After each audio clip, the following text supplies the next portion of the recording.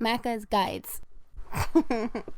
Hey guys, Macca here with another video showcasing a new feature that is being tested using the Insider program on Xbox.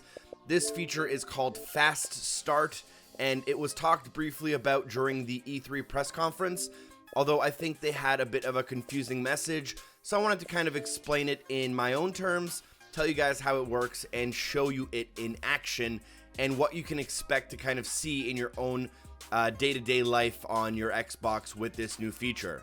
Now, currently, with the way things are, as you can see on screen, I'm downloading the game A Way Out, and inside of the download bar, you can see a point in which it says ready to start, which means that as the game is downloading, I can actually load into the game before the download is 100% fully complete.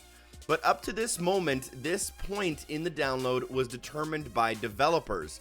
The developer would choose the moment in which it knew that enough things were downloaded in the game for someone to be able to start it and potentially start the game. This was also 100% optional, which is why a lot of games do have this feature, but a lot of games don't support this feature, and that means for those games you have to download them to 100% in order to launch them. Nonetheless, the new feature that Xbox has announced is called FastStart, and they kind of announced it as a part of Game Pass, and although it greatly benefits users of Game Pass, it will apply to everyone and any game you download in the future. Basically, this new feature uses machine learning to learn about what files you actually use when you start a game. It gathers all of that data and basically teaches your Xbox what to download in what order for you to be able to launch the game as quickly as possible. Additionally, this is an Xbox platform level feature, which means that developers have to do absolutely zero extra work, and their titles can still benefit from FastStart. Now, just to be as clear as possible, your download speed doesn't actually get any faster. You're still limited to your connection, whether it's Wi-Fi or hardwired, and you're still limited to your internet service provider and what they're giving you. You won't be downloading the games faster, but you will be playing them sooner because you have to download less in order to start them. Additionally, because it uses machine learning to get better, the more people who download a game, the faster it will be to actually play down the road. So it uses all of that data it gathers in order to make the experience faster and faster as time passes. Now, I decided to quickly put this system to the test, and I tested it with 5 games, which were The Flame in the Flood, Scream Ride, Yes Origin, Rivals of Aether, and Dead Space 2, all of which don't actually have a ready to start point that is set by the developer. We'll do a really quick kind of picture-in-picture to show the difference. On the top, we will show the FastStart, and on the bottom, we will show without FastStart. Essentially, for all of these examples, though, you would need to download the game to 100% in order to actually start it, whereas in a lot of the fast start examples at the top of the screen, you'll see that the games are ready to start at about the halfway point, sometimes up to the 75% point.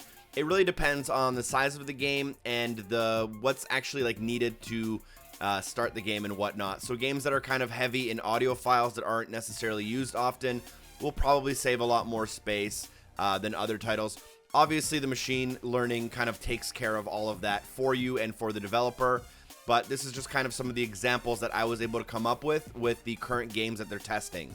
Now, there should be a couple of notes to be made here. Now, obviously, I'm no expert when it comes to this stuff, but I would imagine that there isn't a great benefit to FastStart for games that are brand new on the market, like midnight launch. Because I would imagine you would need to gather some of the data from people who are downloading it, installing it, and playing it, and that data is not going to be available for a brand new game out of the gate.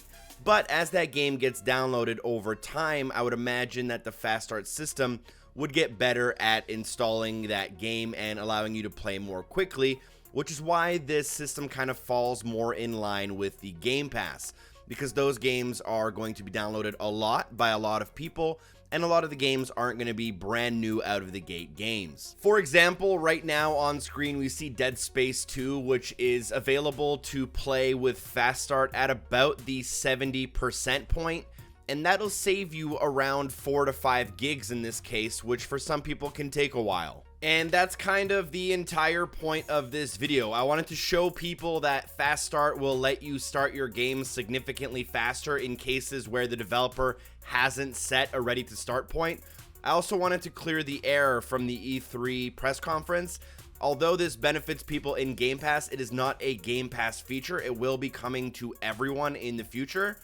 And this is also pretty cool tech because as people use it, it should get better and better and faster, and getting into a game as fast as possible as you're installing it has always been a slightly worse experience on the Xbox versus the PlayStation, which did have some features that we were lacking on the Xbox.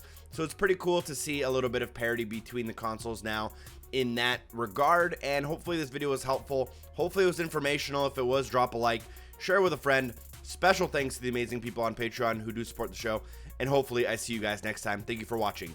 Peace.